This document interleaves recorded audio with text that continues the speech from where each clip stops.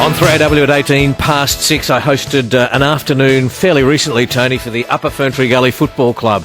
And I thought I'll run a trivia afternoon. Oh, good luck. So after many hours of researching and writing questions, I hosted the afternoon. I thought, well, that was a waste of time because the table up the back of Callow Youth got a perfect score of 20 out of 20 because they were looking up the answers on their iPhones. We need Scott Bray. Scott Bray is a quiz master like me. He's fed up. He's the creator of a Google-proof pub quiz, and he runs a place called the Retro Bar, and he joins us now. Scott, good morning to you. Good morning. Hello, Australia. Yeah, you're over there in the UK, and it's about time someone. Yeah. It's about time someone came up with this idea. How does it work? It's essentially you replace sort of fact and trivia questions with lateral thinking, observation-based questions. Lots of what smell is this? What taste is this? What flavour are these crisps? So. It's just trying to find ways that, to beat the Google search engines and such. So so every question, it's impossible for people to look it up on the internet to find an answer. Is that what you're saying? Yes. Hey, Scott, did you ever have one of those? No, you go, Scott, you go. Sorry.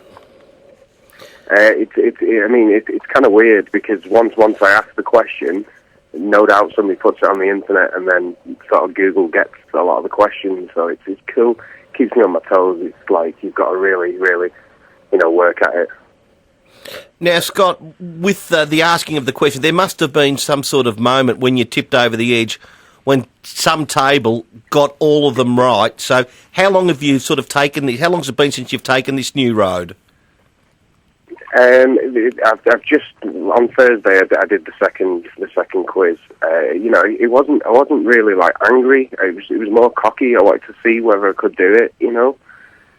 Because people obviously would be cheating.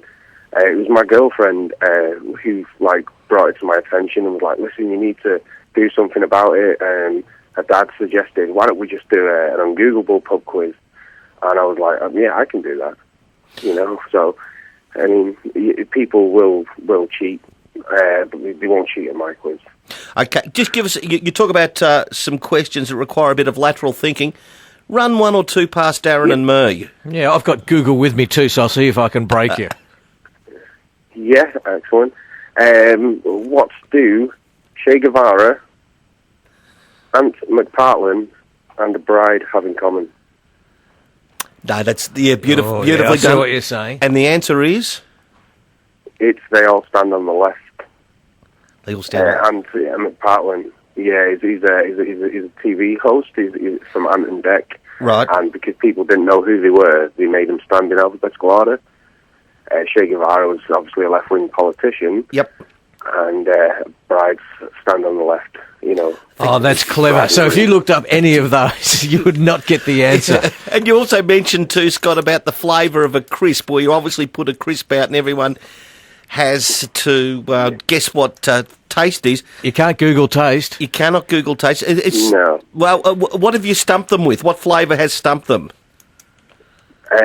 Barbecue rib was quite a popular one because there's a lot of barbecue flavours. Mm-hmm. I didn't know there was quite so many barbecue chicken, barbecue beef, but yeah, barbecue rib was a good one. That got a bit of a groan, so that was nice. I like that one. But Great idea. Sorry?